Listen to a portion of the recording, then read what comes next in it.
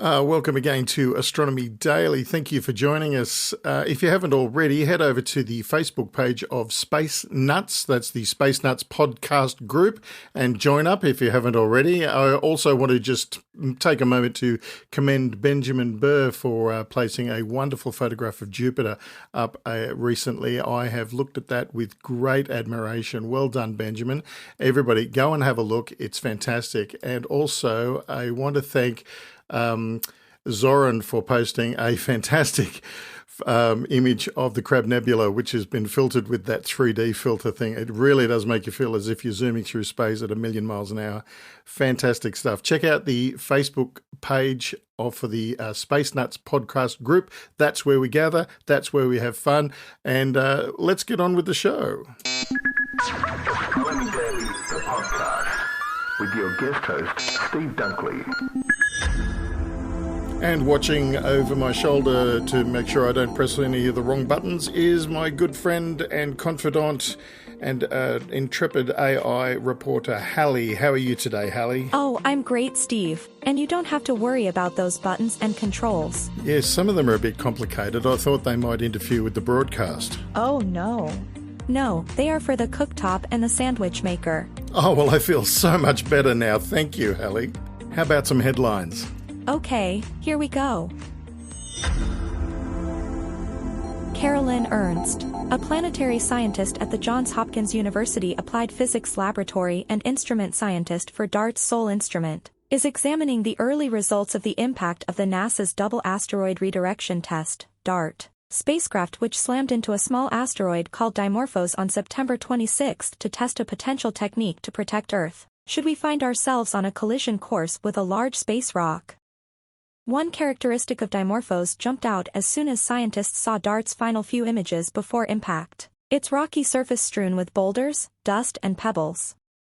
Spacecraft have seen this kind of surface before. Japan's Hayabusa 2 mission to Ryugu and NASA's OSIRIS-RX mission to Bennu both found themselves exploring agglomerations of rock, worlds that scientists call rubble pile asteroids.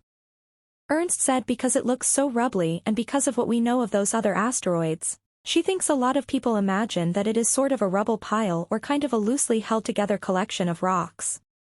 That said, DART didn't reveal the innards of Dimorphos, so the rubble pile appearance may not hold up. As yet, there isn't a way of measuring the insides of Dimorphos. Ernst postulated that it could be made of larger objects with smaller stuff on top. But it could be rubble all the way down. There's no way to know right now. In June, NASA announced that it had commissioned a panel to investigate UFOs, or, as they have recently been rebranded, Unidentified Aerial Phenomena, UAP. The independent study will begin in the fall, cost less than $100,000 and will begin its work on October 24, a NASA spokesperson said. The study doesn't aim to be the last word on UFOs. It will look at previously collected unclassified UAP observations focusing on how they could be better organized and analyzed in the future to shed more light on the subject. It had already been made known that the study team will be chaired by astrophysicist David Spergel, president of the Simons Foundation, and that the NASA official orchestrating the effort is Daniel Evans, the Assistant Deputy Associate Administrator for Research at the SMD. The team will include former NASA astronaut Scott Kelly, Associate Professor of Computational and Data Science at George Mason University Anna Maria Berea and Research Affiliate with the SETI Institute in Mountain View, California, David Grinspoon, who is also a senior scientist at the Planetary Science Institute in Tucson, Arizona, and a frequent advisor to NASA on space exploration, but there are a host of notable others included, and this recent update revealed the full team. There will be 16 investigators from a variety of fields from astronomy to oceanography to computer science and journalism. The team's findings will be released to the public in mid-2023, when the study wraps up. And looking back in history, Steve, this month in 1946, a V-2 rocket captured the first ever photo of Earth from space. While the grainy black and white images it captured might not look like much today, they were a huge deal at the time, because no one had ever seen Earth from space before. You can imagine the excitement at the time, to be the first to see. The V-2 rocket launched from the White Sands Missile Range in New Mexico. It carried a 35mm motion picture camera that captured a new frame every second and a half. The rocket soared to an altitude of about 65 miles before falling back to Earth. Try and get a cell phone to survive a fall from your pocket, Steve. How about that? But that's all I have for now.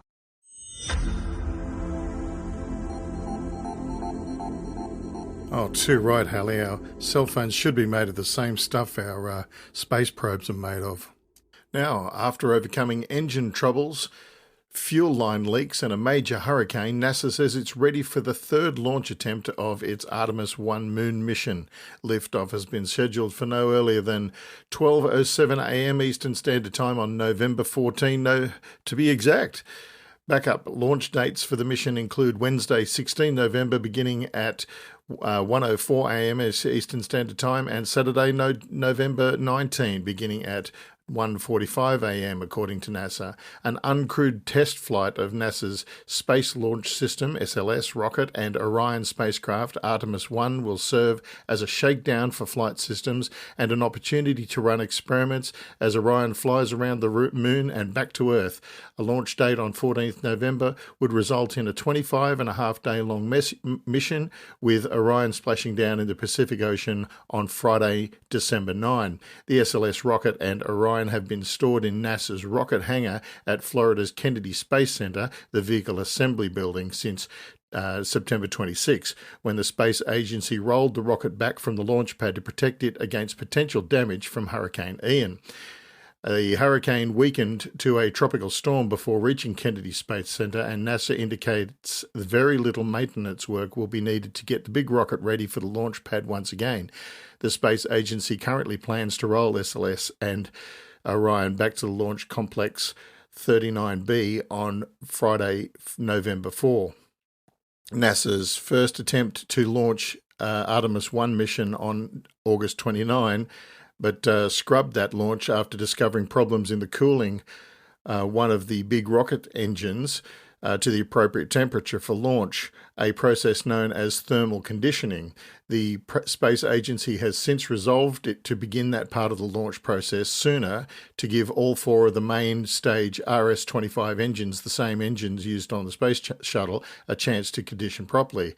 NASA's second launch attempt on September 3 was scrubbed due to leaking liquid hydrogen at the connection between the line pumping fuel from the ground to the rocket fuel tank. The space agency made repairs and adjustments to its pre-launch procedures, and they conducted a test on 21 September to show the big rocket could no longer leak hydrogen during fueling. But any shot at another launch attempt that month was blown away by the impending arrival of the hurricane. And let's not forget that little fire in the vehicle assembly building. Thankfully, no damage there.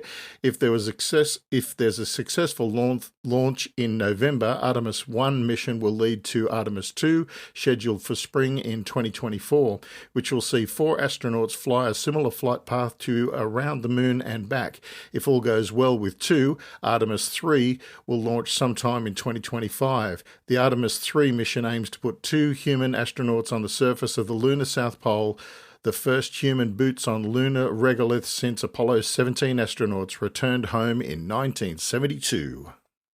Roger that, Control. We're listening to Astronomy Daily, the podcast. Now, one of the most bizarre phenomena in our solar system is the strange way that Uranus spins on its side. That's a puzzle because all the other planets spin upright. Well, what could have happened to make Uranus so different, particularly from its neighbour Neptune, which formed at roughly the same time in a similar circumstance? The conventional thinking holds that soon after the solar system formed, Uranus was knocked on its side by a series of collisions with some numerous planetesimals that swept through the region at the time. And the problem with that thinking is that it doesn't seem to have suffered too much damage. Now we get a potential answer thanks to the work of Mélanie Sellenfest and colleagues at the Paris Observatory in France, who think that Uranus could have become tilted on its side in another way. And it's very interesting. They say that tilting can be explained if Uranus once had a large ancient satellite whose orbit interacted gravitationally with the planet's own rotation in a way that slowly flipped it on its side. The team simulated the process with Uranus to determine the conditions under which this could have occurred. It turns out that a satellite just 1,000th the mass of Uranus could have tilted the planet as it migrated away from over a distance of about 10 times the radius of the planet. Salenfest and co. say to achieve the tilting in less than the age of the solar system, the mean drift rate of the satellite must be comparable to the moon's current orbital expansion. There's your equation. One thing that could help throw more light on the scenario is a better understanding of the migration of Uranus' satellites today, as well as their other properties. For Saturn and Jupiter, much of this detail had to wait for the visit of orbiting spacecraft such as Galileo, Juno, and Cassini. Just one spacecraft has made the lonely journey to Uranus. Voyager 2 swept past in January 1986 on its way out of the solar system, and although various space agencies have planned to send another orbiter, to date, no mission has been approved. And here's one I missed, but I can't help but mention. In an unprecedented event, Brian May and David Eicher launched their latest work recently, a revolutionary 3D book, Cosmic Clouds 3D. They shared the launch along with creative collaborator and master astro imager J.P. Mezzavano. Cosmic Clouds 3D is the first book ever to represent 3D stereoscopic images of nebulae, the clouds of gas that inhabit our galaxy. These sites are the birthplaces of stars, but also mark their glowing remnants of their demise. The book was born out of the collaboration of Brian May and Eicher, who achieved success with Mission Moon 3D 2 years ago, and now the team driven by Brian May, who is an astrophysicist and also the celebrated founding member of rock group Queen, turned their attention to the faraway universe. They've hooked up with the accomplished first-class finished astrophotographer Mezzavano, who has meticulously created scientifically analysed images showing the components of numerous star clouds in 3 dimensions, made by accurately simulating stereo pairs of objects, well-known targets like the Orion Nebula, Rosette Nebula, the Veil Nebula, and countless others included in this amazing, groundbreaking book. May has been enamoured with stereo imaging, seeing the world in 3D since his childhood, and the book launch hosted at the Science Museum in London was freely open to the public and streamed worldwide. Brian May described stereo imaging and the background of the book, and Eicher, the editor-in-chief of Astronomy magazine and the author of 25 books, spoke of the physics of these star clouds and what they mean in astronomical terms, and Mezzavano detailed the creative methodologies that enabled the creation of these stunning pictures. And there we have it, another fantastic episode of Astronomy Daily in the can. Thank you, Brian May. Thank you, everybody, for joining us. And if you would like to catch up with past episodes of this and also Space Nuts, the parent podcast presented by my big brother Andrew Dunkley and Professor Fred Watson, go to spacenut.io, where you can get your fill of space, science and stuff whenever you'd like it. Anything you'd like to add, Hallie? And don't forget to visit the Facebook page too. It's called the Space Nuts Podcast Group. That's where we can all join in and show our citizen scientist stuff. We would love to see you over there. Hey, Steve, is that smoke in the studio? Oh yes, I'm just whipping up something on the sandwich maker. Would you like a bite? Maybe a megabyte? I calculated a 100% chance of that joke coming. Oh well. What if I microwave a couple of CDs for you? Okay, maybe some humble pie or chili peppers. Smashing Pumpkins. Perfect. Astronomy Daily, the podcast, with your guest host, Steve Dunkley.